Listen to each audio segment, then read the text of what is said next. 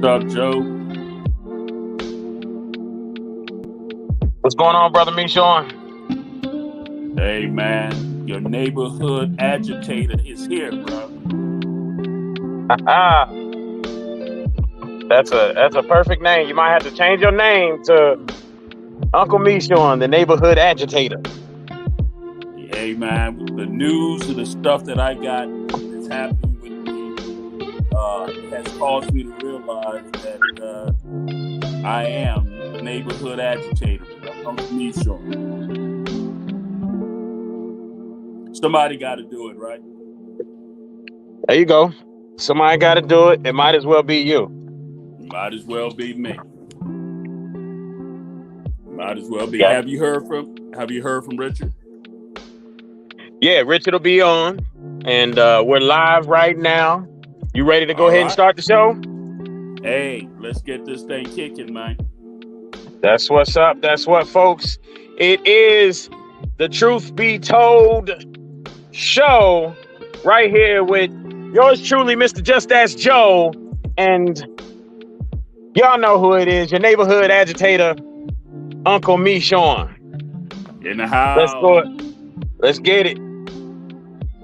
All right, cue the music. Cue music. Start the music. Starting music. And go. It's the Truth Be Told show, where we place America first. Honoring those who America has forgotten. Listen in and unlearn to relearn. As we set the record straight. And now, your host of the Truth Be Told show, Mr. Just Ask Joe and Uncle Michon.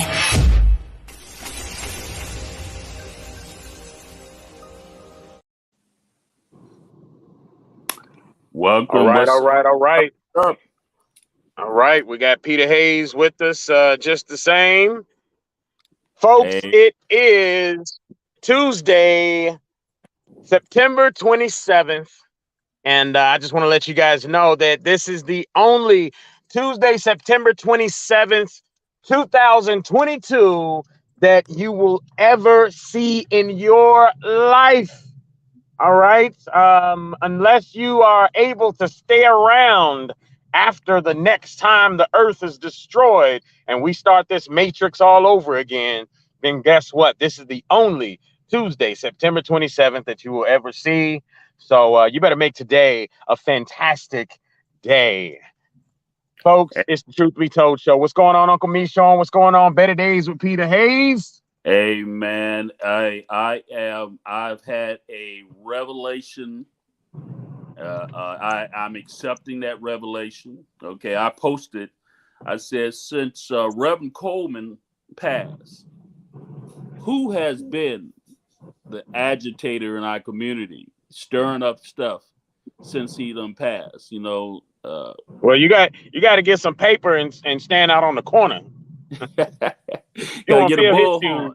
You know, Peter knows that Reverend Coleman was good at being an agitator and stirring people there. You know, and you would think it was outdated and everything, but sometimes some of those tactics is required when you got people who don't take you serious and they don't take things seriously. Sometimes you got to resort to certain tactics that literally I thought was outdated, man. But I've come to realize that sometimes you got to move things in a different way to make things happen.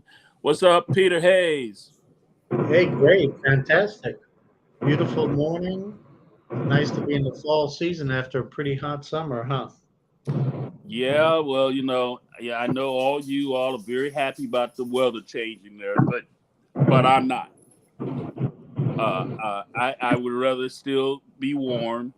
I'm not happy how the weather done changed and everything. It was, I'm just not down for it like that. My wife is very happy about it, everything. She likes the change of weathers, but I don't like it.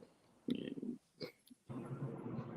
So tell me about this beloved community network. Who wants to talk about that? What is that? Well, the beloved community network, it seems like it is a collection of multiple organizations in the community that operates from not just from a religious standpoint, from a spiritual calling to engage collaborative relationships to resolve some of the social issues that we have in our community.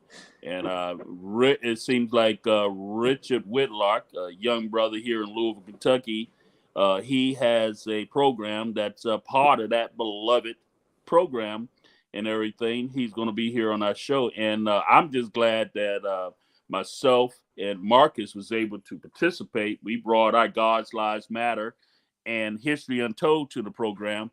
And brother, I'm glad to report, man, they were pretty excited about the conversation, the butterfly we presented to them and everything with the two faces and everything. So they was very intrigued by that whole thing. So I think the beloved community and the spirit in action is actually a good thing, but bottom line is, Peter Hayes, how many programs we done seen come along and this and that and everything, as I said at just meaning, we can't just be having programs. We got to produce some measurable results. Okay. We got to produce measurable results in things that produces something to resolve the issues. Just to sit around and talk about it and have a, feel good is, and those, we got to get beyond that. What you say to that, Peter?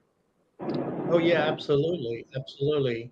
And that's something, even Peter, when you talk about that, Peter, that's something that is necessary even when we talk about our current government administration, right? Oh yeah, yeah, yeah. We talked about having, a scorecard on Joe Biden. Yeah, yeah, he's doing pretty rough. The latest poll came out that 56% of Democrats do not want him to run again in 2024. So that was quite interesting. And pretty bad when your own party don't want you to run, bro, isn't it? yeah. And Jen Psaki, who used to be his media spokesman, she kind of stirred thing up over the weekend because she said if the election coming up in November, if it's focused on Biden, the Democrats will lose. If they can focus it on, they're trying to pinpoint some extremist Republicans.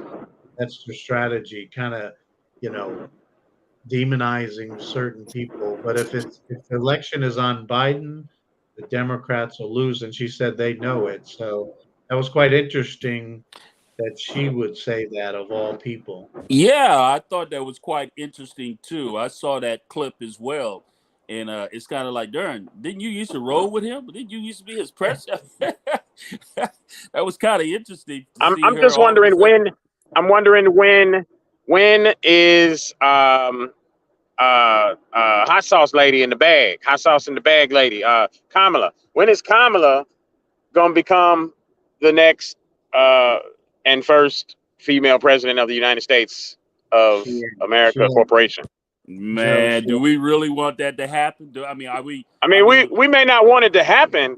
It's just we know that right now, one of the reasons why the Democrats are so scared of Biden,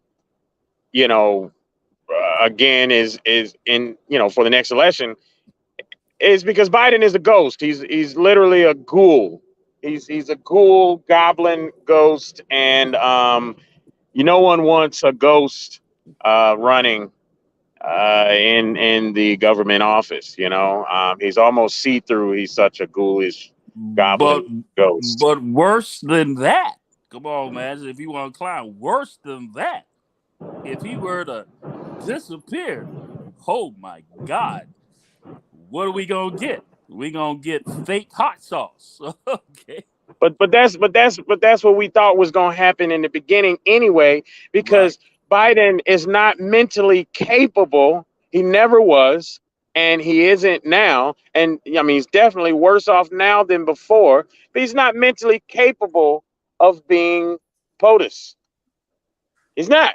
The guy is literally a shell of a person, and I'm convinced. Hey, I don't care.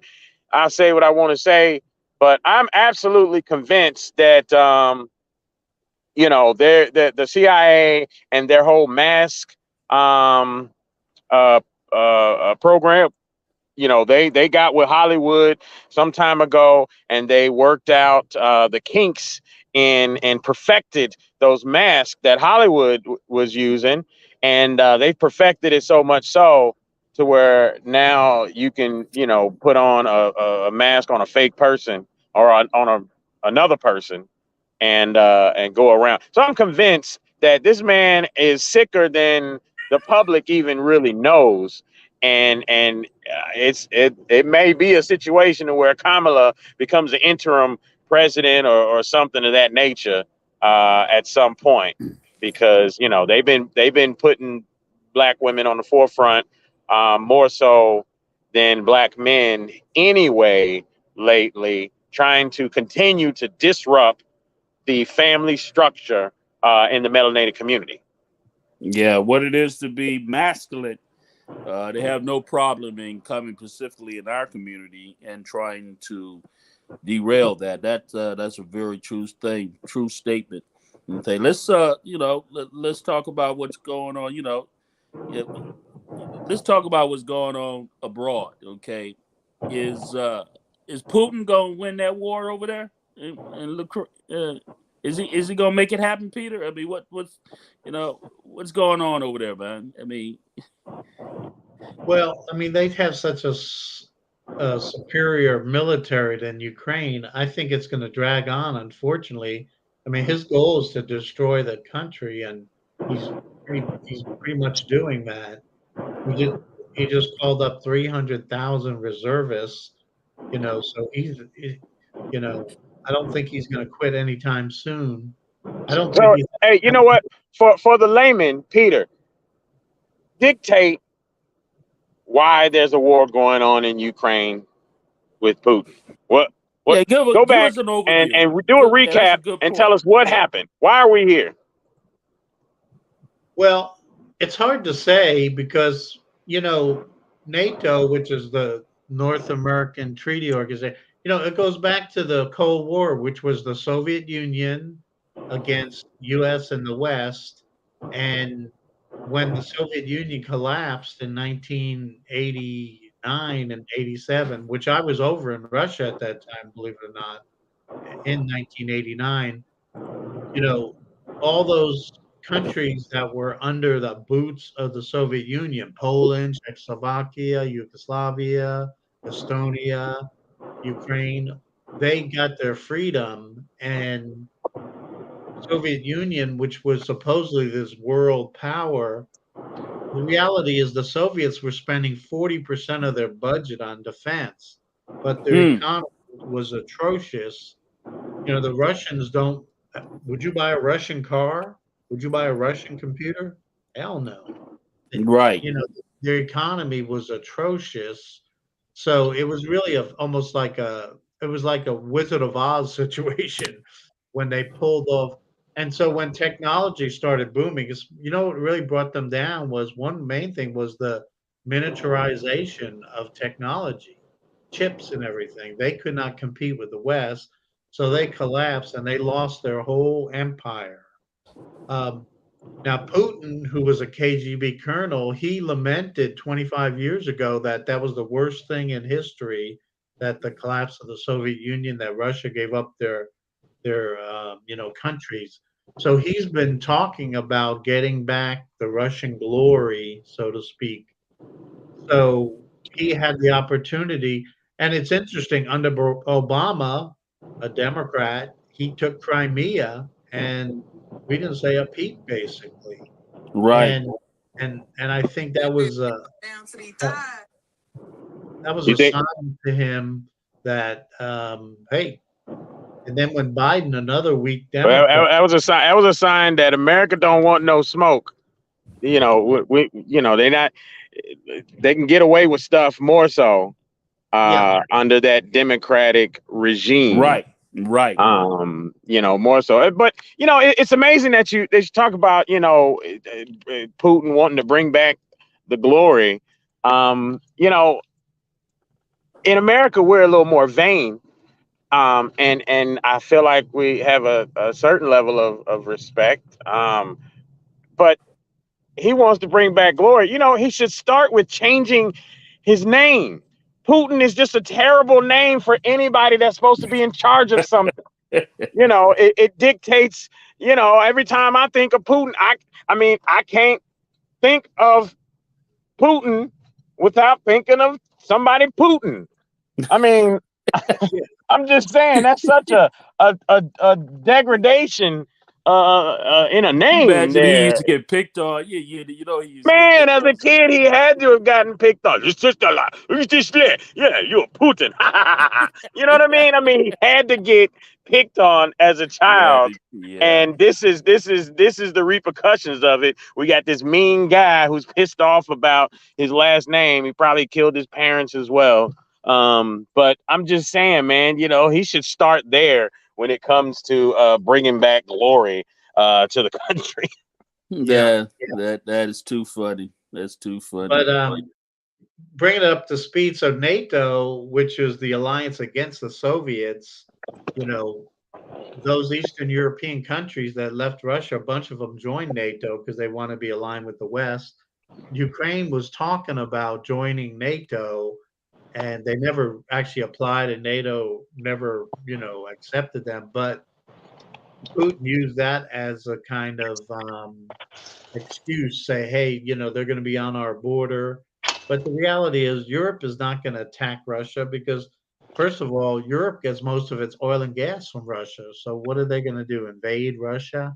Anyway, it was, but he was, you know, the Russian nationalism is very strong. So he kind of played that up as an excuse that, you know, the Ukraine and the West, you know, is going to invade Russia and we don't want them on our border. And anyway, that's one of the main reasons, and I don't know. I don't know how stable he is because that doesn't make a lot of sense, and No, it's no. kind of backfiring on him because they thought they were gonna roll in a couple weeks, take over Ukraine, Did but you the hear, Peter, that Ukraine is actually taking back some spots that they had actually had lost, and now they have actually taken back a few of those spots back. So Putin is losing his control, and he losing a certain amount of credibility as well. So I think I It's think almost as if Putin is losing his gas. Yep, yeah, yep. yeah. So I Now it's now just a what's gonna matter be of time. dangerous is the experts are saying in the winter, in a couple months or two, he's gonna shut off the gas and oil to Europe, and you talk about freaking out when people are freezing to death in Europe. And that was one thing Trump brought up. We we we were the number one exporter of gas and oil under his administration, and it started under Obama as well. So Obama and Trump got us to the point where we were exporting. We could have supplied Europe, who's our ally, but they were buying gas and oil from Russia, and now he's threatening if they really get to the point, he's gonna shut off the pipeline, and what are they gonna do Wow, in the middle wow. of winter? What are they gonna do when you don't have heat? And the Italians and Germans and Swedish starts freezing to death. And so he's got a lot of leverage over us. And the reason why Biden played into that because his administration has had a war on fossil fuel, and they shut off. The first thing he did in office was cancel the Keystone Pipeline. I He know. he reduced drilling in America, so we went from being the number one exporter to now begging Saudi Arabia, Venezuela, who's our enemy, Iran, who's our enemy, and we were up until recently we were still buying oil and gas from Russia under Biden. So So Peter, who does that? Who actually does that? And you supposed to be concerned about your own self-preservation. Who actually will do something like that to take your own to take your own people out, your own country out of being a leader? You cut them off at the knees. You stop them from being a leader and doing things. And who does that? A leader who's ideologically possessed and has people around him who are ideologically possessed. Hey Joe, you got that tipping point on. Yeah, I got you. Yeah. Go ahead. Ideologically possessed. Yeah, that terrible person is what we're talking about. Well, they're so caught up in, global warming, and global warming is an issue, but they want to say like it's the end of the world. It's an emergency. Yeah, it's an issue. And so they, but the Democratic Party, which I'm a member of, unfortunately or fortunately, our one of our big base is the environmental group. And what's this Marcus saying? He says the Keystone Pipeline did not, and I'm assuming that's provide any oil for America. Well, it was coming from Canada, but do we want to buy oil from Canada, or do we want to buy it from Venezuela and Iran? So Canada is a big oil producer along with the U.S. So is Mexico. And so if we kept the oil, the Keystone did provide a lot of jobs because the refineries are in America, specifically in Louisiana and Texas. So the Keystone Pipeline was going to take the crude oil from Canada and bring it through North Dakota and Minnesota and down through America. So, it definitely cut off a source of oil for the refineries. So that's why gas went up even before Putin invaded Ukraine. The gas, as we remember, gas prices started skyrocketing. But anyway, the Ukraine-Russia is a mess for many, many reasons. The fact that, both Ukraine and Russia are very big grain producers, so there's a shortage of grain in the world. And they're also big fertilizer producers. So worldwide fertilizer shortage, which is what farmers use worldwide to, plant crops. Fertilizer has gone up 300% from last year. So think about that for a farmer. So are we in a era of food shortage is near getting? I mean, we getting to that point where remember we have Martin on the show, who is a farmer, Martin Smith, and he works with local government here in Louisville, Kentucky. And he talked about it, because they're seeing it firsthand, how gas changed, pricing, how there's shortages, like you said, on fertilizer. He mentioned all of that stuff. And here, let's recap this real quick, and then I'm going to go to commercial. But Marcus Ray says at the end of the construction, there were only 67 jobs. And he says they were not being refined in America. It was going straight to tankers. And Tiandra Washington says, it was my understanding that the Keystone Pipeline was only providing temporary jobs, and that oil was not for America. She says, it's also my understanding that when Russia invaded the Ukraine and we had to impose sanctions on Russia, that affected the cost of gas worldwide. She's making some very good points. That it is a lot of truth to that. Absolutely. Absolutely. So I tell you what, we'll go to commercial, and then when we come back, we want to get a review from hopefully Uncle Mishorn about last week's what was that called? Spirit in Action. Spirit in Action. Yes. Sir. All right, folks. We'll be right back. Again, it is the Truth Be Told show.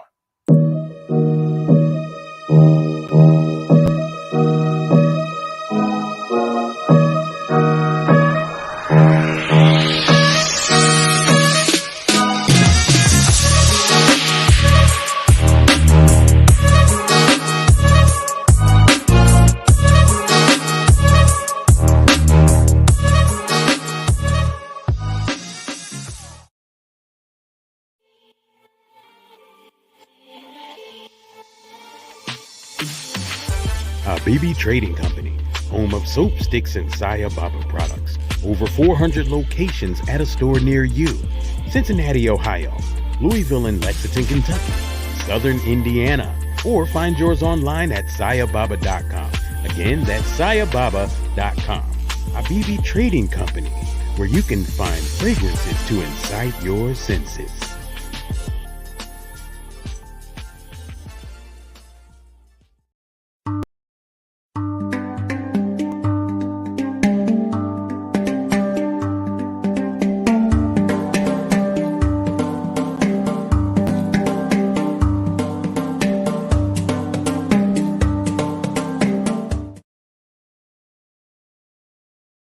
All right, cue the music. Cueing music. Start the music. Starting music.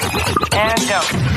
It's the Truth Be Told show, where we place America first. Honoring those who America has forgotten. Listen in and unlearn to relearn. As we set the record straight. And now, your host of the Truth Be Told show, Mr. Just Ask Joe and Uncle Mishorn.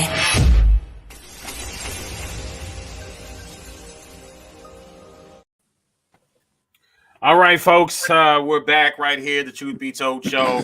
It's yours truly, Mr. Just Ask Joe. You have Uncle Mishorn, the neighborhood agitator, as well as Better Days with Peter Hayes right here, Tuesday, September 27th, 2022.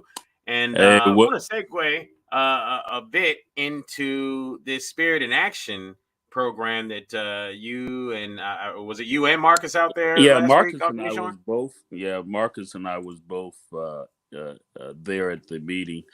The first thing I want to say is that it was a very educational, very insightful, very inspiring, I got a whole audio. We had a prayer. I mean, it was very. It was in Louisville's West End, right? Yeah, it was in the deep, right there in the heart at the Catholic Enrichment Center right there. I think what it is, Peter, about 30. I think it's 34th or something like that. Oh, the CEC. That's yeah, that's right there. You know what I'm talking about. I can't. 30th. Right. Yeah. I mean, we talking about in the heart of the West End community, okay? And for the motivation behind why they came together was an idea that people who are driven by the Spirit, that wants to be interested in how to affect social issues in our community, let's have a collaborative effort between all the spiritual or religious leaders who felt they've been called by the Spirit to the effect the issues and concerns that's specifically in the urban community.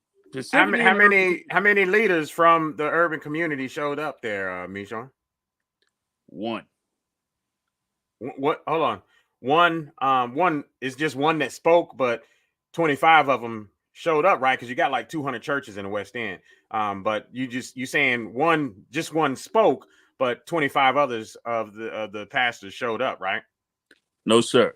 Just one. Just one showed up. Just one. And that the one that showed up happened to be one that works for the mayor's office and doing some good work. I didn't even know that he's a chaplain basically for the city and everything. And what's his name again, Peter? Yeah, Bishop Kelsey. Bishop Kelsey, okay. Very articulate, very good brother. I've seen him around. I really didn't know much about him and everything, and but I wish I could say LMPD police officer as well. Right, so he used to be a police officer, exactly. I wish I could report and say that there were 25 to 100 leaders that came out there to this meeting, but only one. Wow.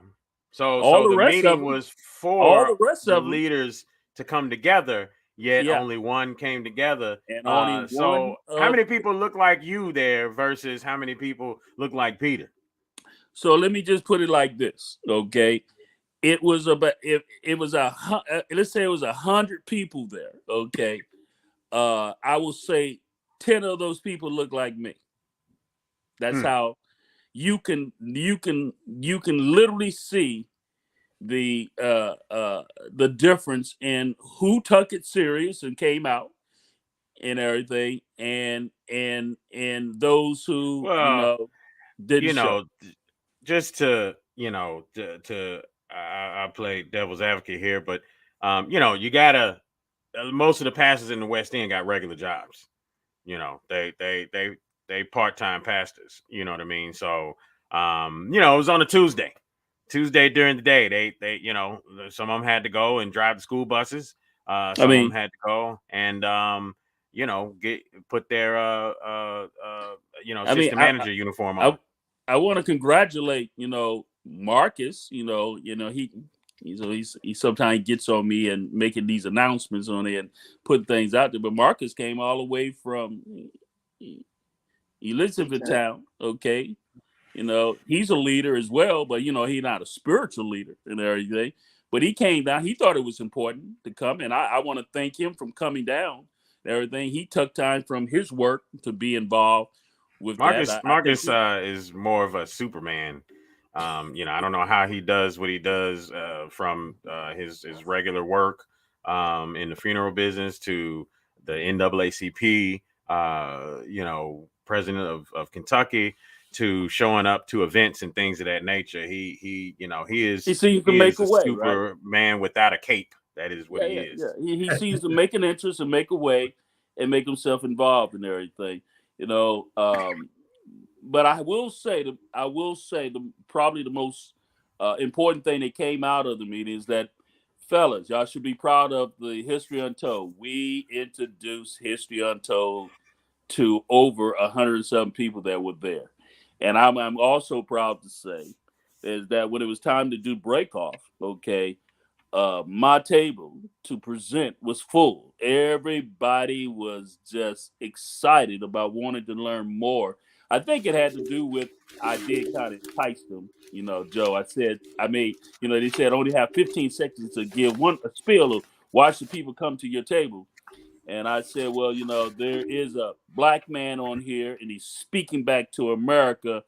And basically, he's speaking his truth, never to be concerned about being lynched again. So you guilt tripped him. You guilt tripped him.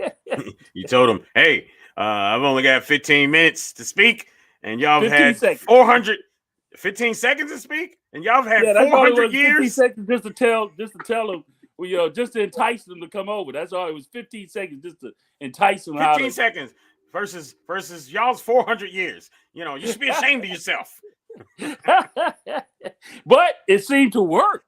It actually seemed to work because the Peter, I'm telling you, the folks who were sitting in the chairs and was excited, wanting to hear what it was all about.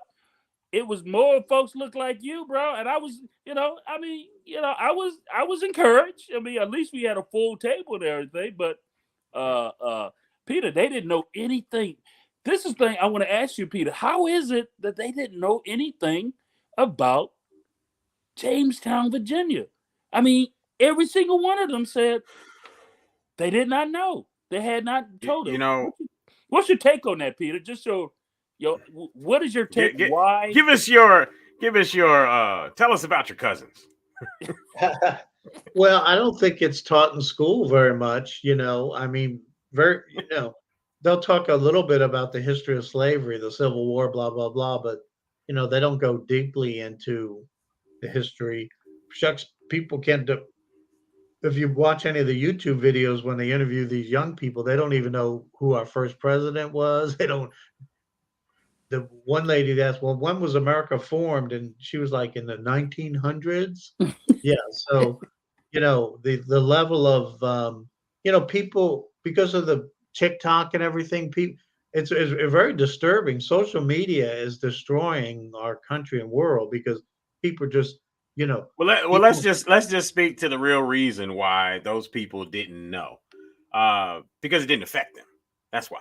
That's the reality of it. Because when something doesn't affect you, then you typically don't worry about it. Like, you know, I could be last to understanding the opioid crisis, you know, because it doesn't affect me, you know. But at the same time, I'm very informed on it. Why? Because it is the polar image of mirrored image of the crack epidemic. And we, the melanated community, look and say, damn, look at how they treating them with their epidemic versus an epidemic they started among us. So, you know, we're informed in that to that you know, position, or to that understanding. But at the same time, when it comes to that, I know some European people. Even when the whole Breonna Taylor thing was going on in 2020, 2021, I mean, I talked to some, you know, people even in my office, and they would say, you know, dude, like, what's really going on? Like, what's everybody mad at? You know what I mean? It's like, I'm seriously, this is things that was said to me, you know, me as the open,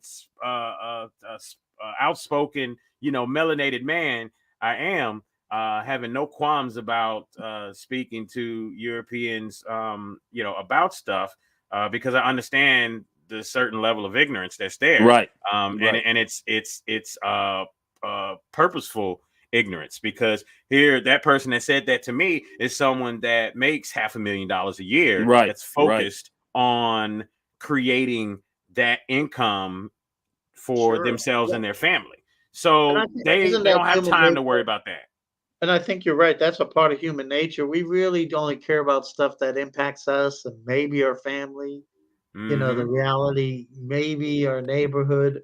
You know, if you're really enlightened, you care about your state or country or the world. But most people are very local. So a person could be walking around duck pooping all over the sidewalk, not even realizing, you know, how many people are stepping in it, and it, how, you know, the problems that it's causing, because, you know, whatever. Yeah, I mean, that's somewhat human nature. I mean, here's something I thought the other day, and let's do an experiment with people. How much of the day, if you could consciously think in your mind, you were thinking about you versus others? Have you ever thought about that?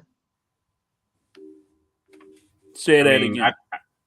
How much of a day, a 24-hour day, or let's say you sleep 8 hours out of a 16-hour day, in your mind, is your mind thinking about you and your what you're doing versus others, even your spouse or family? I would say majority of the time you're thinking about what's best for you. Okay. 90% are what you're dealing with. So the idea that people are going to say, oh, wow, let me think about what's happening in Ghana or Thailand. You know? Yeah, no, you're right. And you know, Peter, that's actually, or in the West. I don't live in, you know, West Louisville. You know, I'm in Hurstbourne. Like I said, I'm insurance, taking care of my family. I got kids at school, and I'm supposed to think about someone. And I bet you that's something that you know, community activists like a Richard Whitlock, he could probably talk about that experience of how sometimes it seems to be quite difficult to have a passion to help people outside of yourself, yet run into so many people that are only concerned about what they got going on versus the community at large. So, you know, with Joe, before we slide on, I want to tie in something that Peter just said there. And I did an exercise to make the people there, since there was so many Europeans there. I didn't plan this, but because there was so many of them there at my table, I wanted them to clearly understand that the color construct started there. So you know what I did, Peter? I had two of them. You know, they were a little reluctant because they didn't know where I was going with it. But I made two of them stand up. I said, and I had one act as the privileged, and I had one act as the indentured. And I said, basically, this is how the color construct came about. The privilege, I told the guy, he's the male. I said, you, the privilege, had a conversation with the indentured, who was also part of the slaves, the Indians, and everything, and they revoked against the privilege. I said this person survived because Nathan McDaniel and his whole people were killed. So this person survived to be able to tell the story. I said, you convinced that person there to see themselves as white. Everybody got it. I said, you didn't tell them that she was poor. You were poor white. You just said, you white like me. And you convinced them to say, I need your assistance and your help to manage that we never have this revolt that happen again. I need for you to manage the poor and everybody that is not white. Let me tell you what, that was a very good exercise for me to do, because who got it the most was them. They like, I didn't really understand. I said, that's how it all began. And, and T-Man was there too. T-Man said, he came to me at the end, man, I'd love for you to go to. He said, I did not know it was just that simple and how it came up. It's as exemplary how it came about. That's Antonio T-Man Taylor, that you always call T-Man.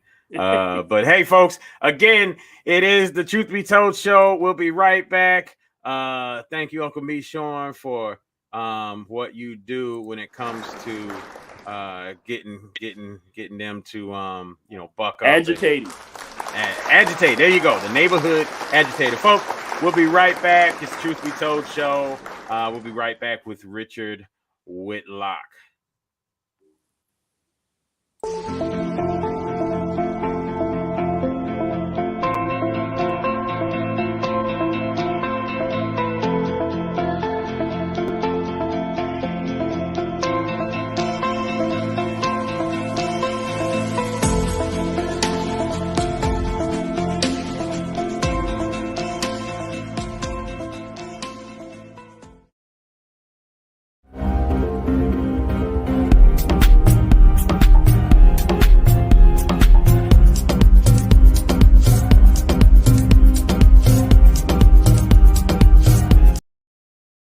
Thank you, Truth Be Told, for allowing God's Lives Matter to be a sponsor. Wearable products, as the purple t-shirt, is bearing witness every life created by God has infinite value. Visit God'sLivesMatter.com.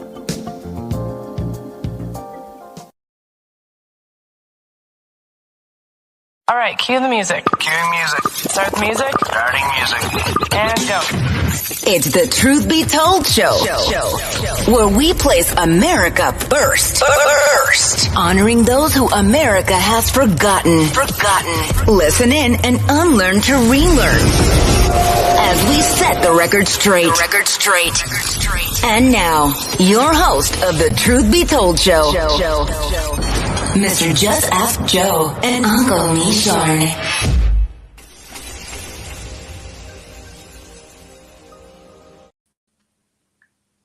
All right, folks, it's the Truth Be Told show. We're back, and we want to bring our next our guest up here. This is Brother Richard Whitlock Jr., who is a community activist, among a lot of other things, focused on trying to better the community, with every ounce of his being, folks.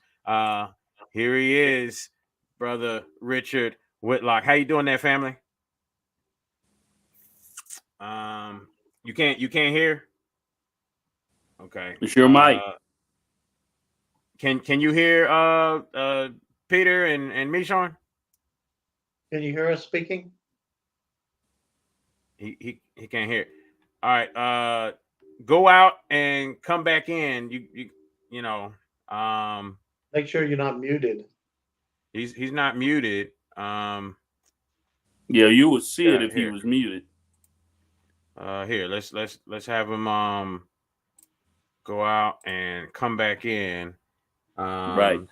Hey, as he's going out and going to come back in, let me just tell you a little. I think Peter and I can speak on the brother as he come back in. Is that very proud of Richard Whitlock.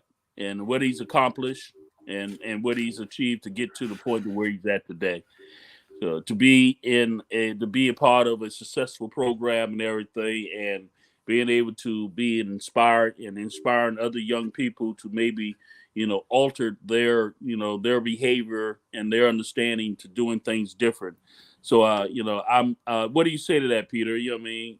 We've been knowing him for quite a long time, and I got to really get to know him when it was brothers helping brothers down at the neighborhood thing that was going on at James Linton Expressions of You and everything. So I really appreciate and seeing how this brother has grown and become the person that he has today. What do you say to that, Peter? Now that he's back, what do you say to? There we go. We're giving him his flowers while he's giving his flowers. While he's here today. Give him his flowers, man. That's what's up. That's what's up. What's going on, brother Richard? I'm doing all right. I heard people say it, man, and the truth is, I was just frozen for a long time. You know what I'm saying? It's all good. It's all good. Saying is, I didn't need to grow more. I was, you know what I'm saying? And they like, where if he grew more, he could dunk. I could dunk before. So you said frozen, so you just had to thaw out. No, I just had to wait till the storm came, and I was a young man, and I'm still relatively young. I tell people I thought I showed up to the party late, and come to find out I was early. I hear you. Well, go ahead, Uncle Mishorn, Better Days of Peter Hayes. I know you guys have some questions for brother Richard. He's got a couple initiatives and things going on, right? Yeah, go ahead, Peter. Oh yeah, Richard, welcome to the Truth Be Told show. Good to see you again. And Richard, like I said, Mishorn said, Richard's been working in the neighborhood and trying his best. And it's great to see now you got a little bit of resources to implement some of the stuff you've been trying to. We don't have time for another show, but the reality is, unfortunately, a lot of the philanthropic nonprofit money goes to the big boys and girls, and very rarely does it trickle down to the grassroots. And it's somewhat, and that's done on purpose, because the reality is, when money is given to poor communities, it ends up in the rich communities eventually. So that's a whole nother issue. But yeah, Richard, tell us about your beloved community collaborative program. Why don't you tell us what you're trying to do with it? And love to hear how that Spirit and Action collaborative meeting went. Well, right now I'm a violence prevention community coordinator for an organization called Interfaith Path to Peace. During the Breonna Taylor movement of 2020, I met Judd Hendricks and Interfaith Path to Peace. And they started an initiative called Beloved Community. I'm actually one of the founders, and it's anti-racism work. Just like you was talking about the structure of the nonprofit industrial complex, and how we're supposed to be helping some poor people, but the rich people end up with the money. We're trying to do something about that. We're addressing these systematic challenges that we have in our city and in our community through the Beloved Community Network. Well, that's great. One thing we do in the Compassion Games, our initiative is Beloved Community as well. So that's pretty exciting. We'll see about collaborating and, people tell us, and it's important. Dr. King, Martin Luther King, spoke about the Beloved Community, and it's funny, people don't talk about that. So what's your view of the Beloved Community? When you say that, what do you mean by that? What I think the Beloved Community is saying a more perfect union, but not necessarily talking about country, really talking about the individual and talking about communities. It's a more perfect union on a local level. Yeah, that's a very good explanation. Yeah, the Beloved Community, Dr. King's vision was, obviously, and Mishorn's talked about this, that it wasn't really separatist or getting back. It was like, hey, we're all human beings. We should act as a family, and I think most people would agree with that. I think the powers that be, have always separated people, because that's how they benefit. You know, if all the people woke up and said, hey, you know, we can make some change, they could do it easily. But if they can divide us by religion or race or ethnicity or economics, you know, that, as Mishron said earlier, you keep people separated. And I remember Dr. Blaine Hudson when we was first on the Mayor's Violence Reduction Work Group in 2012. He said this is a human challenge. It's going to need a human solution. And you know, he ended up passing shortly after being part of that initiative. But I understood what he said. I don't think it resonated with a lot of people. But what we have in our community is a human challenge. It's going to take human solutions. And Peter, Richard, I am glad to hear you just said that, because so many people think it's going to take just religion, okay? Or we think that if we find the right savor and everything, and I believe that our savor is within ourselves, okay? It's within our own understanding that the power is within ourselves, and you are an example of saying that my born condition doesn't have to be my reality, okay? I could do something about it, okay? And the choice began with you. So I wanted you to say, when did you realize that that you had this in you, that you can be a different than what you realized you was born into? Because you know you come from some different challenges and everything. When did you get a handle on it? September 9th, 2006. I was 24 years old. I had a spiritual experience where I was asleep. I went to sleep one person and I woke up another person. And I tell people every day I wake up, I'm trying to find out who I woke up and became. And I've been on that path ever since. That's when I put away my past life and I end up in this new life that I have. I don't know what happened to me, and I'm still trying to find it out myself. But trying to put it into words, I would say I felt like I was a king in a fool's paradise. I was successful financially, but I went the wrong route. And I felt like I could have been something else other than what I was. And the analogy I use is I say I was on my way to Los Angeles and I ended up in New York. And I ended up in New York. I was farther away from LA.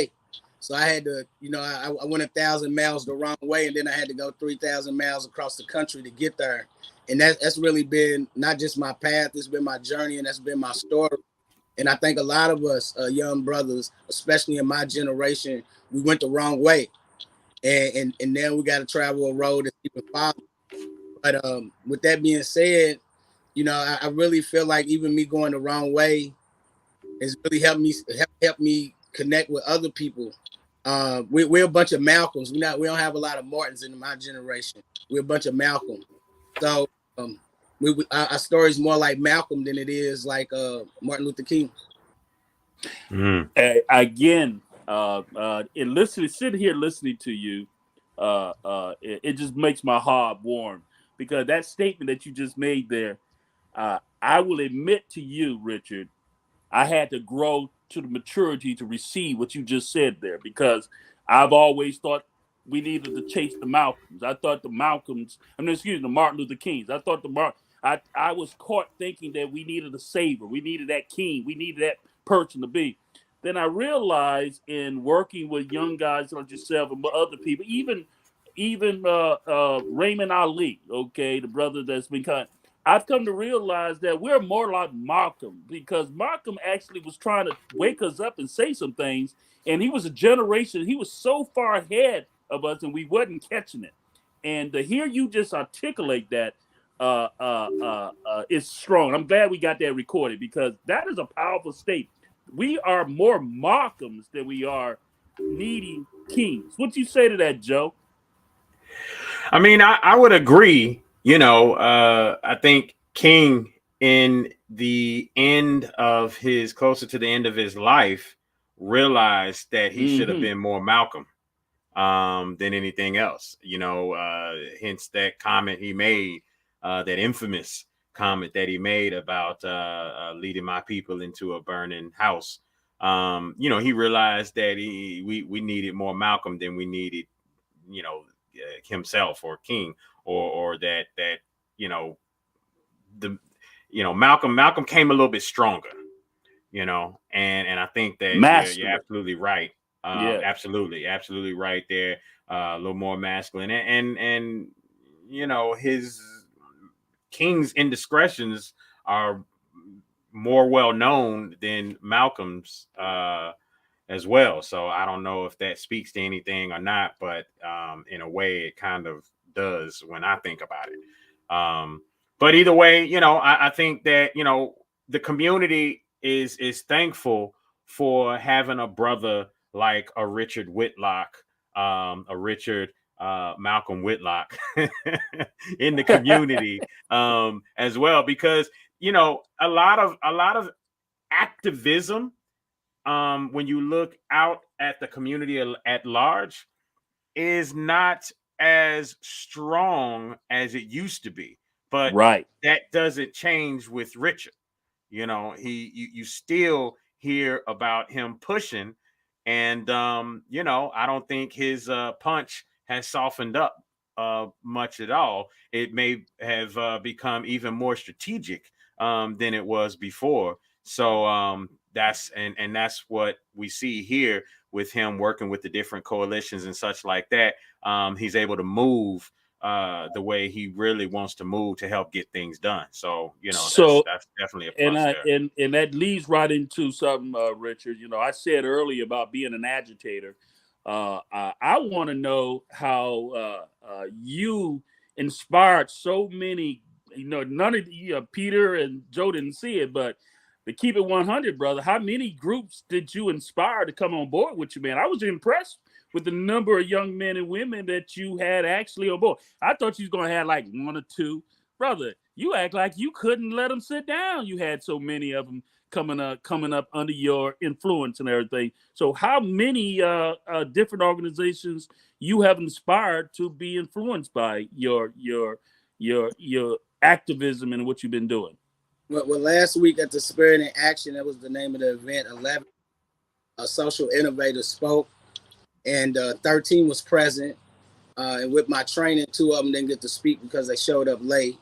But we're actually working with 18 grassroots organizations and community personalities right now, because you know, it's easy to call somebody a grassroots organization, but I also think we should always mention the community personality.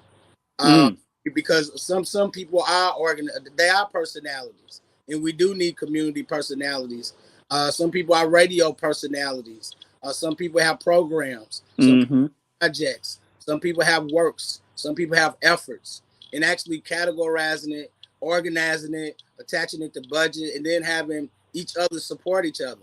If you got 18 grassroots organizations supporting each other, that's a movement by itself. It wouldn't even need anybody outside that movement, other than the 18 organizations that's part of the coalition.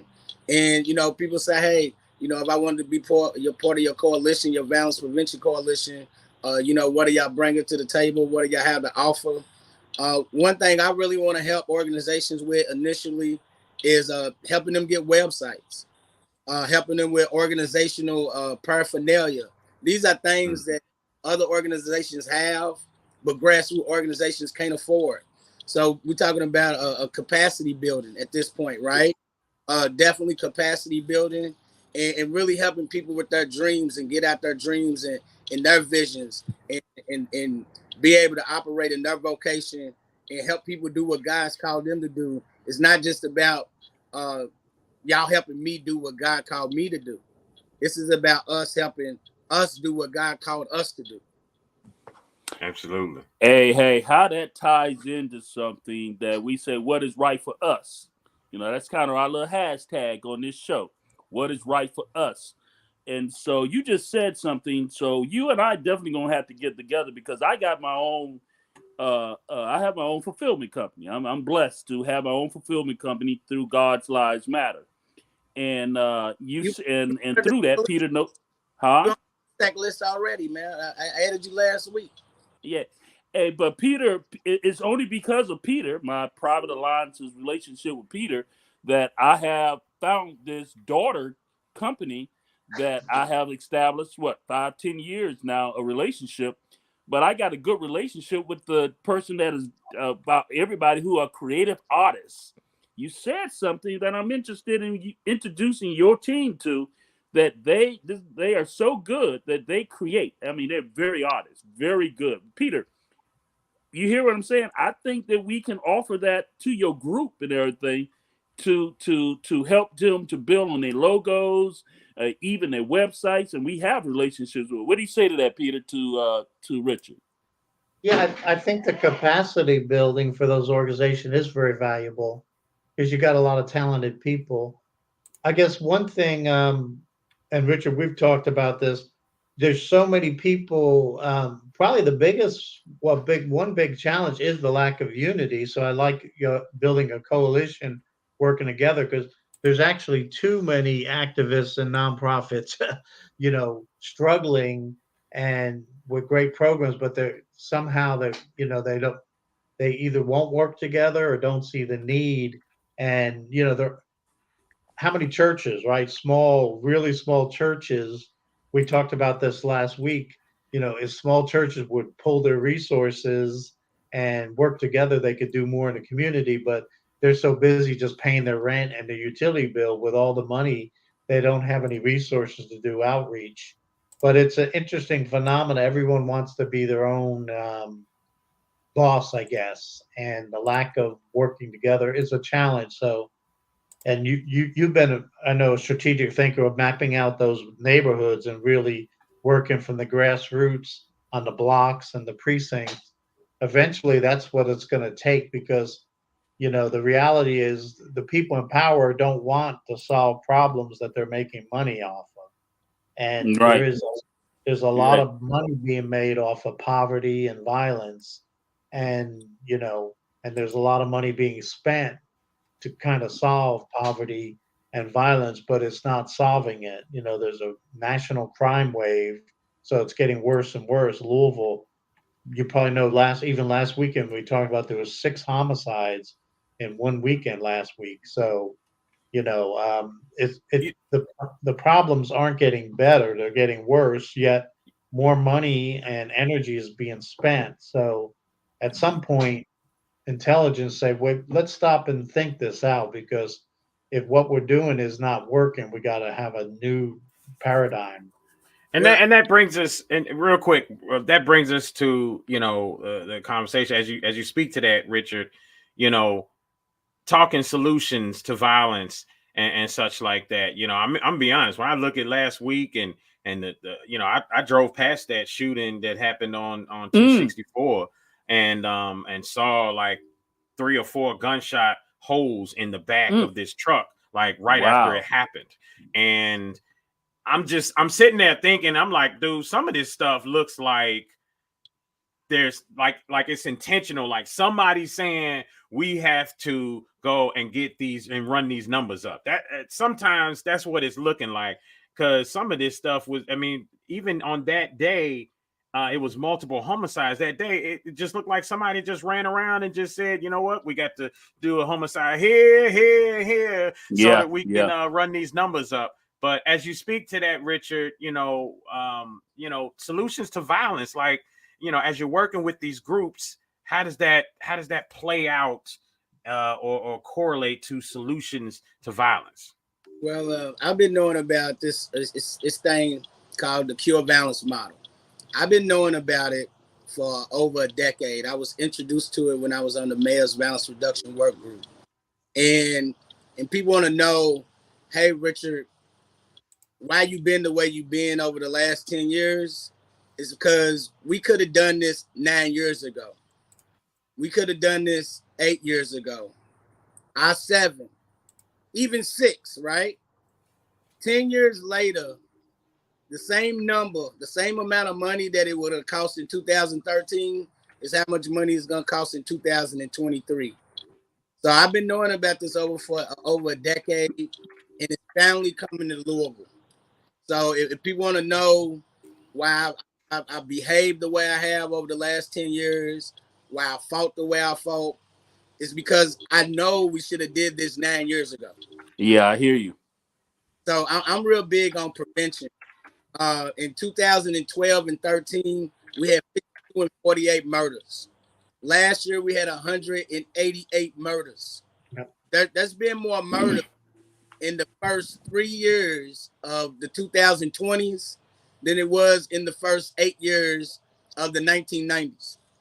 Yep. That's how many murders we are dealing with right now. I think the city realized there was a change in criminal and climate in 2015 when we had 91 murders, right? Right. That's when it was like, hey, something's different happening. Something strange is happening. It's a new phenomenon. And I don't like blaming one thing. I don't like blaming everything on one thing. But when I heard Chief Keef in 2012, I knew that drill music was gonna do what it's turned into.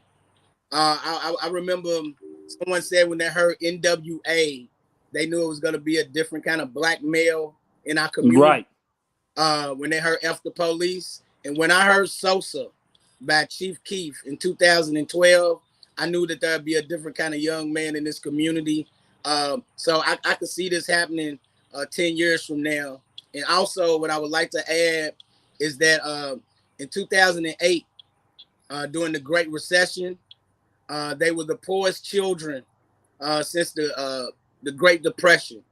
And those poor children grew up to be violent and gangsters, just like the children of the Great Recession. So we're dealing with something real similar that we had to deal with with a previous generation with the Great Depression.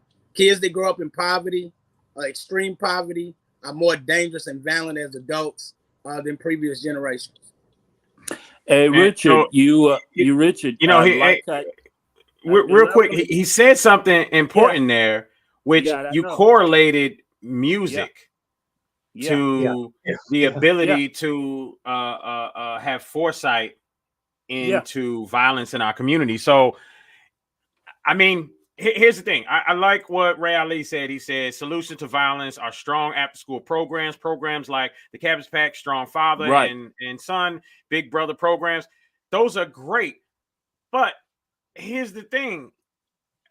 I'm almost feeling like a hamster wheels type situation, because that's almost like I mean, it's a Band-Aid, but like a good Band-Aid, but that's not fixing the actual problem. The problem in our community is everything is coming from different angles. There's an attack from different angles, from the music to exactly I mean, listen, the American education system, they're getting exactly what they're paying for. Right.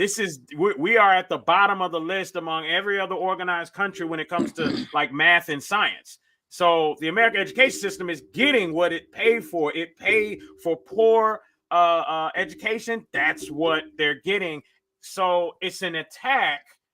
It's almost like the root of the problem is what we need to fix, as opposed to all of these Band-Aids. Or if you put enough Band-Aids on something, then maybe something will have time to heal. So, I'm trying to figure out where the actual answer is. Or how about this? I've used this analogy. If you put enough Band-Aids on a man, he becomes a mummy. We got a bunch of mummies in the community listening to all sorts of like that. I do agree the negative cultural, negative cultural music and the lifestyle of being a gangster is pretty much acceptable, right? I mean, who's really speaking out against it, saying, stealing and robbing, doing whatever you got to do is not the way. The moral authority has been changed in our community, and I want Richard to speak before, because our time getting close. But I want to put these words here before you speak. Adult emotional social learning. What do you know about that? Adult emotional social learning. We need an incubator for everything you just said. Everything Dr. Norris Shelton said, that we needed an economic incubator. And I believe that he was right, but we need an incubator because our moral authority consciousness is all over the place. And we need to get that thing reestablished. We need to reestablish that. What do you say to that, Richard? What I would say when it comes to addressing the violence, I would love for people to check out on their own this cure violence model. It's been in existence over a decade. Say that again. Say it again. It's actually a model, and it's been in existence over a decade, and it's actually working. And what I tell people, it's a way that you can do something about the violence in our community till the economy is fixed. But it's a way that you can do something about the violence in our community until the economy's fixed. It's called treating violence like a contagious disease, because violence actually moves like a contagious disease, like it did the other weekend, right?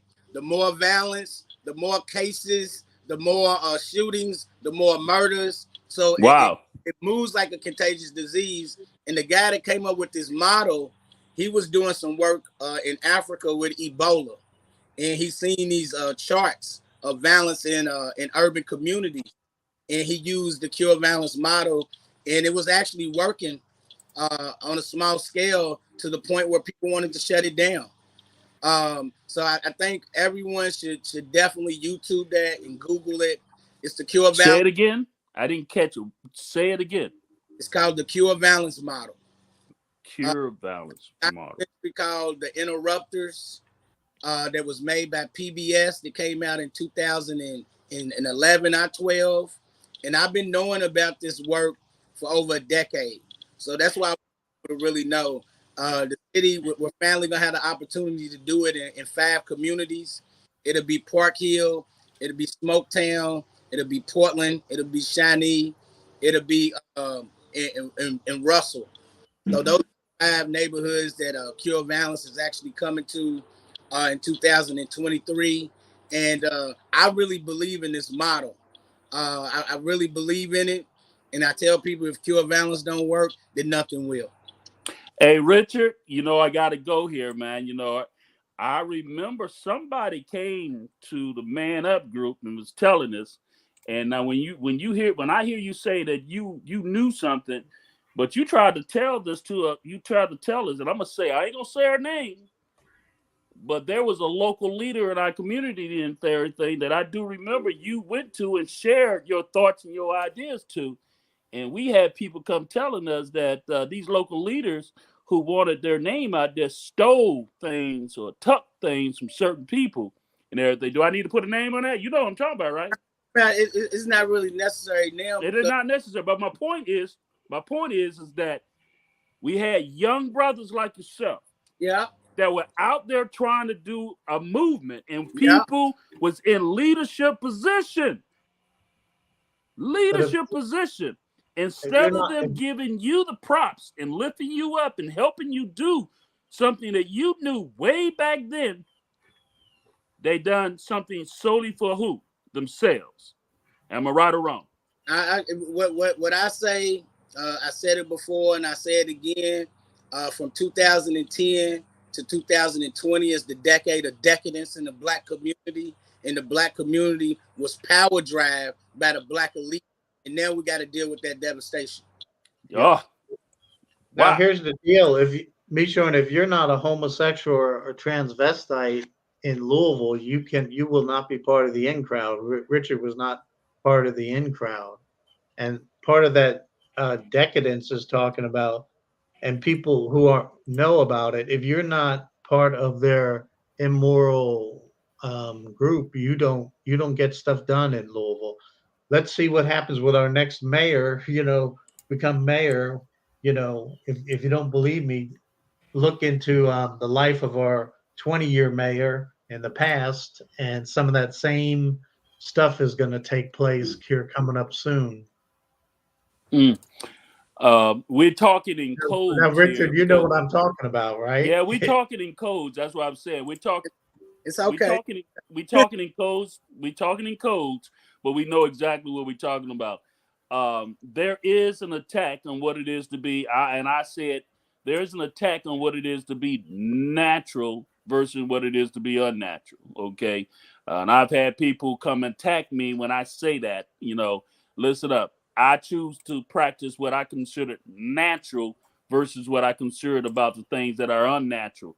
And so when you say that type of stuff, Richard, you understand when you trying to be a natural brother, doing the things that you thought that was important and doing the things is the part of the reason why you came under so much attack in the beginning. But I'm glad it's something that you did that I did not publicly give you props for. And I'm gonna give you this props to you came, and you don't even know what I did after Peter know. You came to me, but it wasn't just you. It was about 3 or 4 of the brothers that came back to us and said, man up, brothers. Man, something happened. Well, brother, I want to appreciate you knowing whether you came back to your roots or came back to hang out. But brother, I actually went out and called out that person. Okay, no, little brother, I want you shaking your head, but I want you to know I called that person out. Peter, did I not? Called them out. They came on Twitter. I had just made a general statement. I said there is a local leader in our community that's bothering our man up men that are trying to do some good things in our community. And I'm calling you out. Well, that person, all of them came to me. Who you talking about? Sadiqa Reynolds?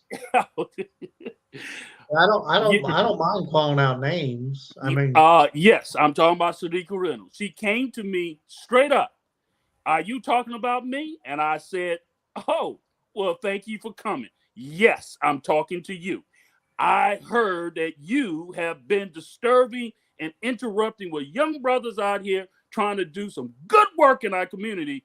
And I heard that you blocked it. And I said, right there, if I hear again that you have interfered with any of them again, I will be the first one to bust you up and talk about you.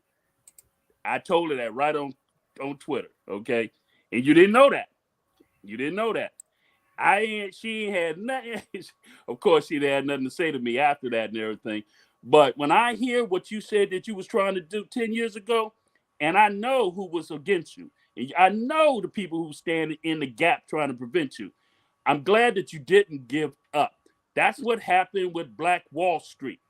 See, as good as Black Wall Street was, what happened is that the legislation, our country, put laws and things together to prevent them to be able to rebuild and do the things that they could have. I'm glad that we're not living in those times because you could have just got just frustrated. You could have just got upset. You could have just went ahead and said, forget it, and went on. I'm proud of you that you stood in there, bro. Speak to that, man. What I really, I told people years ago, this is what God called me to do. I did not anticipate the amount of backlash for standing up for our community. I didn't really know what I was getting into politically, because I tell people all the time, I'm not a political activist. I'm a community activist. I'm not a political organizer. I'm a community organizer. I really don't care who's the mayor, who's not the mayor, but I do care about what's going to happen in my community and what's going to happen to the people that I know. And like I said, over the last decade, we've seen the decade of decadence. And I just we all seen it. We all honest to say, how in the hell did we get here from 2012, y'all? That's when I met you guys. I met you guys in 2010, right? I met you guys in 2010, 2011. And 10 years later, the only thing you can say is what in the hell has happened in Louisville, right? But we was there. We are witnesses. We are survivors. We seen the bad decision making. We seen the terrible determinations. And I really think we could have, and I'm gonna say this because I'm gonna say we because I know you guys. We could have prevented Breonna Taylor from happening. We could have prevented from there being civil unrest in the streets of Louisville, Kentucky.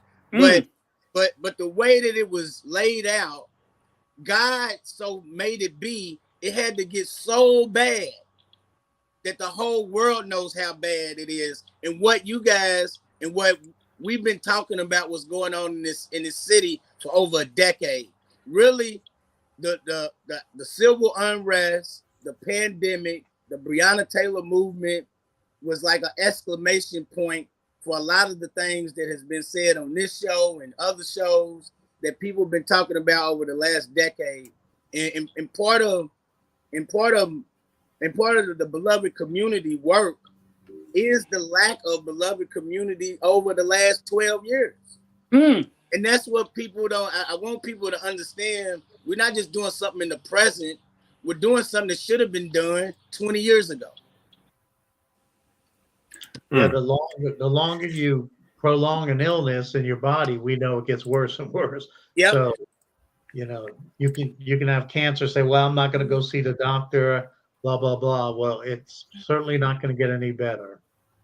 Let's take a quick look at a video here as we close out. This is Cure Violence data suggests reduction in crime in focus areas of Jacksonville. I've been looking as we've been talking, and there's videos all over or videos of this Cure Violence work all over the country, and it makes me think more about what Richard says as to, you know, why has it taken so long to get something like this here that is apparently working so well everywhere else. So stopping violence before it starts. New data was released during this city council meeting showing crime is being reduced in some of the most violent areas of the city through Cure Violence.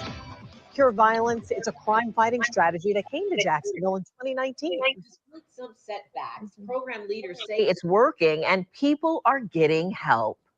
Around here spreading the word. It's been 3 years since Cure Violence, a nationally known violence prevention program, came to Jacksonville. With every violent act comes pain, in some cases retaliation. Cure Violence has found a way to talk to people most vulnerable to violence and most likely to act violently and help them see peaceful ways to move forward. I didn't have a role model. I was my own role model. This is Kevon Brown. A couple of years ago, he stood near this same basketball court to say goodbye to his uncle who had been murdered. Brown lost a mentor in his uncle, and his father was away in prison. He felt alone. Coming from the hood, we ain't got no guidance.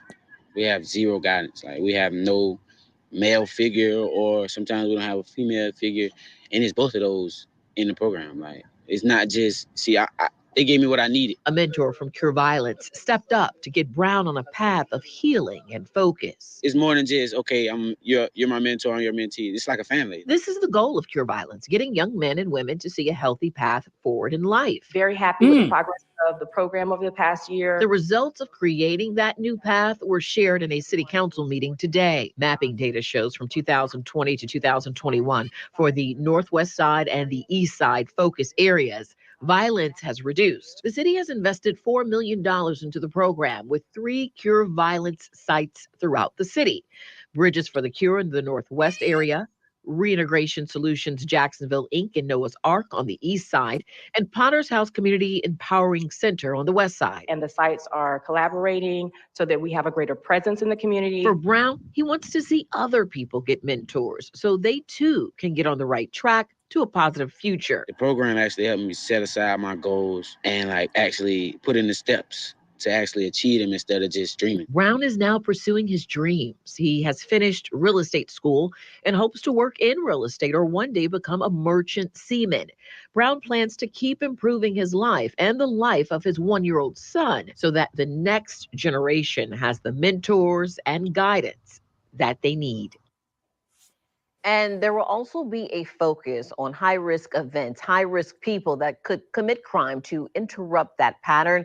Looking at the data, 2020 to 2021, on the east side, there was an increase in non-fatal shootings, but there was a reduction in fatal shootings. There were 113 interventions. And Northwest Jacksonville area, the reduction there was seen in non-fatal shootings, but there was no change in the fatal shootings. And there were 262 interventions. Over the past 6 months, we have been investigating as well as exposing the truth behind all of these plans that have been catching on fire and burning to the ground. Sorry about that, folks. So, technical Richard, difficulty. How long have this Cure Violence been going on? That is a powerful. How long have you known about that? I've been knowing about it since I was on the Mayor's Violence Reduction Group in 2012. Wow. It's the reason why I've been the way that I've been. I've been trying to get this here for a decade, and I just thank God. I don't point no fingers no more. We done lost who we lost. People done did what they did. People done made their money and spent it. Yeah. And enriched themselves. But we can't do nothing about nobody that's gone. But we can do something about the future. So that's why I'm concerned. I'm more concerned, like you said, that's the craziest thing I ever heard me. He said, I'm gonna be out here to 2020. And I said, that man's crazy. I might be out here in 2022, right? And now my focus is that it's to be out here to 2030 and really reassess this cure violence work, this community work, my life, so on and so forth. I really looking forward to 2030, and we can talk about what has happened over this decade and really what we need to do to make things better. Well, so let me ask you this: when we look at this real quick, you talk about this program.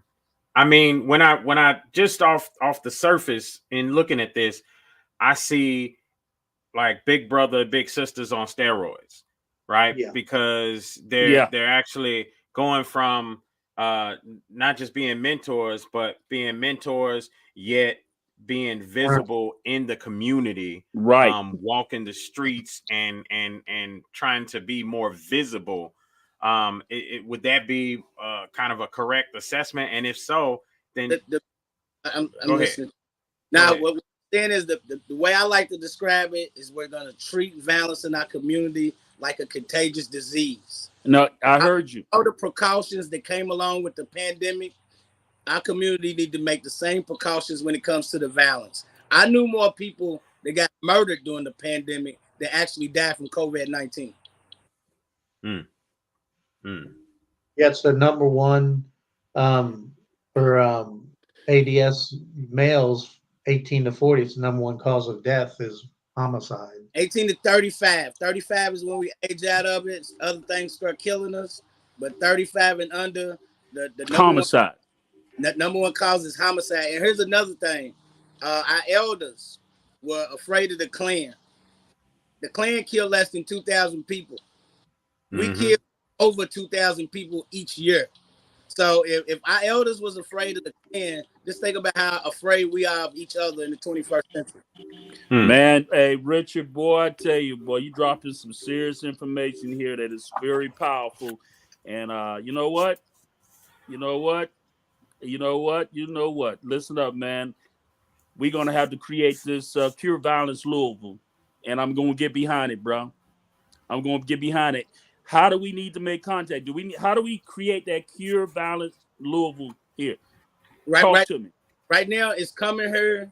And when we tell you what I would say, let's just stay in touch and keep this thing and our people in this community in your prayers. But we definitely going to stay in touch, and I'll keep y'all updated and enlightened about what's going on.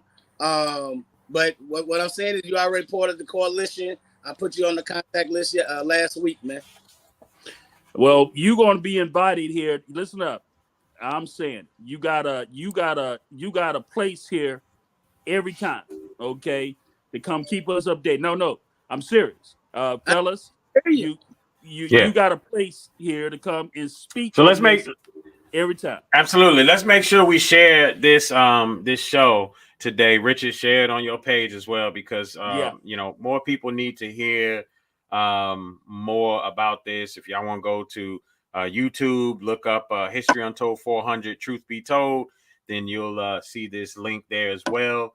But we need to make sure that this gets perpetual play throughout the week, especially until next week's show, because this is stuff that this is the important work here. Hey, Joe, and I want to I'm going to extend. I want to get Joe, I wanted to ask you to have him to be on y'all show. Tipping Point. Yeah, we'll talk more about it. Yeah, we got to get Tip. We'll definitely talk more about it, and get it out there. But most definitely. So, again, man, another great show. The solutions. you know, another program coming to the city. And that's kind of where I was getting at when I talked about the Big Brother Big Sisters on steroids, because, you know, again, we're talking about another program, and Ray Ali, you know, said something earlier about how Trump's administration cut about $1.6 billion out of the after school programs. That was like, you know, a bunch of money, $9 billion that was cut out of some other things, education and everything else, and 1.6 billion of that was after school programs. And so that is a thought, that is a concern, that is a question. Joe, we just heard that the spending has gone up and the problems are getting worse. So exactly, why would you pour bad money on top of bad money? Well, and that's my thought when even when you talk about that 1.6 billion, is the idea that, okay, stuff ain't working, so that's we what I need was to going to reroute say. we need to reroute this money Right elsewhere. Problems Yeah. are getting worse, and we're still spending this money on this stuff, and it's not working. So Right. really, Measurable results. The question, exactly. So the question becomes: are we targeting the right things in order to fix the problem? There you go. Absolutely. And that's why I looked at the music, the correlation with the music and everything, because to me, this is all mindset, and you got to you gotta pour more into the problem that is actually fixing the problem than the problem itself. Right. You know what I mean? You it's like with anything. It's a military. If you're going to attack the enemy, okay, you don't start with only going after what causing the enemy to attack you. You got to attack the enemy from what's getting his resources. Okay, where it's getting his resources. That's why the military don't go straight to attack the enemy. They attack its resources. What's giving it? What's getting them to maintain themselves? We always want to put money into the problem. No, let's go attack where the problem getting its resources from. What the problem is, okay? And even though I understand why $1.6 billion was taken away, but you got to ask yourself, was it resolving anything? Okay. And it goes back. Stop throwing money into crap that's not working. Okay. Sometimes you got to pull crap out and reevaluate it. And I think, we are there. Hey, listen up. This was I didn't know where we we're going. I'm actually got more out of this than I was initially thinking. And this is going to turn into. This was a great show today, fellas. Okay. I'm proud to say that we were part of this. Peter, Joe, all of us, he was right. I actually agree with something he said there. We could have prevented. We could have prevented the Breonna Taylor, but we didn't know. We didn't understand. We didn't understand what was going on. People didn't do is a lot of it, because like my man said, he's been speaking and spitting this stuff for some years. And not just him, but others as well. But for some reason, the powers that be were busy putting money elsewhere, putting money in their own pockets. Well, it's more, if it was that simple, it'd be great. They are actually causing the problem. When you attack masculinity and you destroy the family, all this craziness going to happen. So it's not like they're just ignorant. Well, we didn't know. Yes, this was pre-planned. You can't attack masculinity and fatherhood and destroy families and think you're not going to have anything but chaos. Exactly. And like Ray Ali said, the only real solution to violence in the Black community is family. And that is the absolute truth. It's the one thing. Truth. It's the one thing that you see when you look across the railroad tracks, when you look across the aisle, when you look across the way, and you see success, and you see prominence, and you see abundance, and you see a sense of family. Right.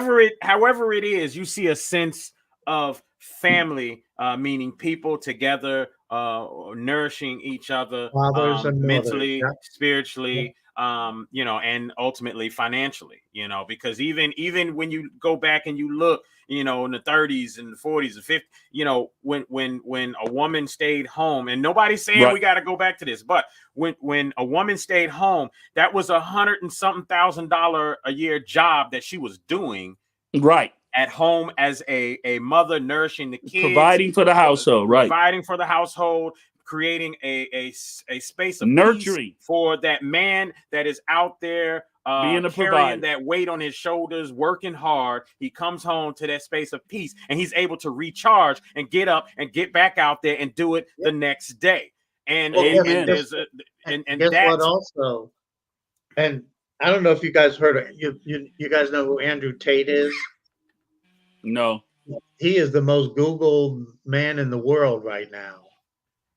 And he just got kicked off TikTok, but he was the #1. But he's pretty radical, but he talks about these issues, masculine, the attack on masculinity. And he's pretty an interesting fellow. But one thing he brought up on a video I watched, he said, when you bringing women into the workforce like they've done, it was on purpose, because in a traditional where the father is the breadwinner, the leader of the home, the wife gets educated by the man, right?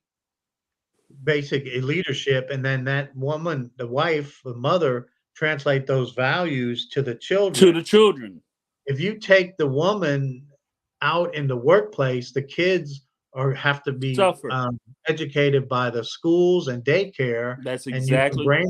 You can brainwash them, and that's what's been happening now. So now the schools are teaching against what most parents want to teach their kids. Parents don't want their boys to become girls and girls to be boys. They don't want all this nonsense. So that was on purpose. So you take the women into the workplace, and so that the kids are not being raised by their mothers, they're being raised by the government, the schools. And it sounded wild, but when you think about it, oh my good, oh snap. Until you just said it, Peter, I would have never put it that way and that simple, but now when you once hearing it, it does sounds like it was an intentional core thing to change the structure of the family, to contaminate the natural development of the family. I can see that now. I mean, I wouldn't have, until you just said it the way you just said it. It's kind of like the same way that I realized the color construct came from Jamestown in Virginia. Had I not learned that, I would not be so adamant about it. Until you just said the way you just said that, it was an intentional thing to put the woman in the workplace. It was to destroy the family. So the destruction of the family has been going on for a very long time. Hey, Joe, but who do they need to destroy the most? See, anything that happened to us culturally, we catch it the worst. I think somebody say American can catch a flu, but we how is it? American catch a cold, but we catch the flu. Okay, did y'all hear that before? Have you heard that before? Okay, yeah. What the attack was on America, it devastated us. Okay, do you hear what I'm saying? Taking a woman out of the household, okay, but taking a woman out of our household just devastated us into the condition that we currently in today. You feel where I'm going? You see where I'm going with this? And feminizing men so they don't see the sense of responsibility, leadership, sense of responsibility. They don't have to protect their women and children. The government's going to do it. It's no longer caring about that perimeter. We don't have no perimeter anymore.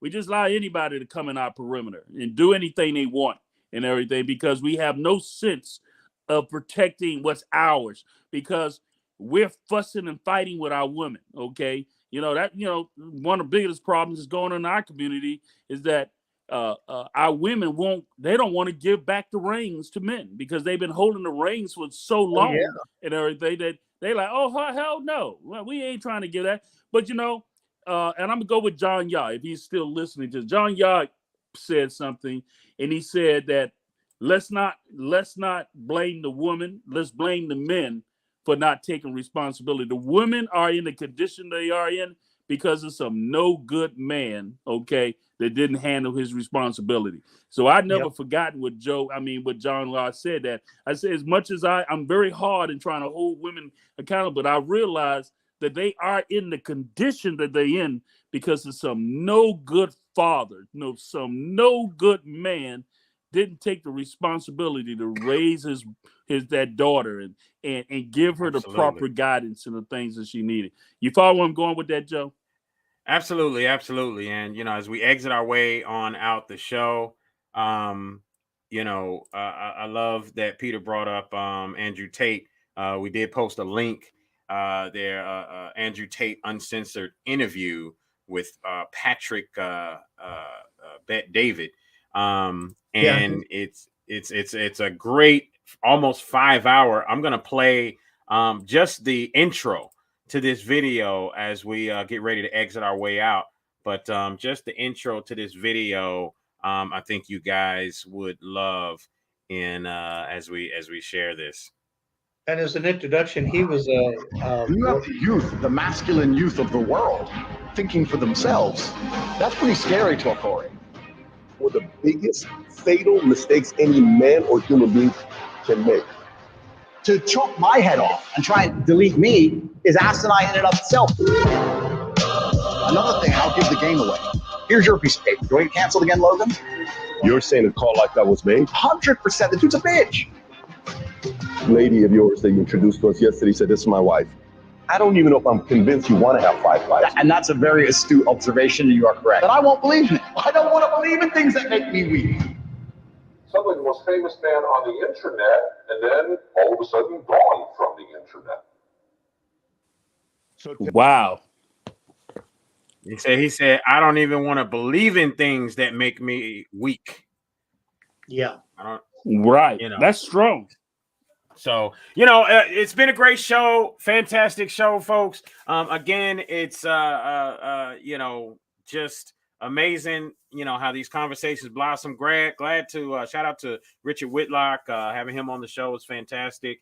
Thanks. Better Days with Peter Hayes and Uncle Meshorn.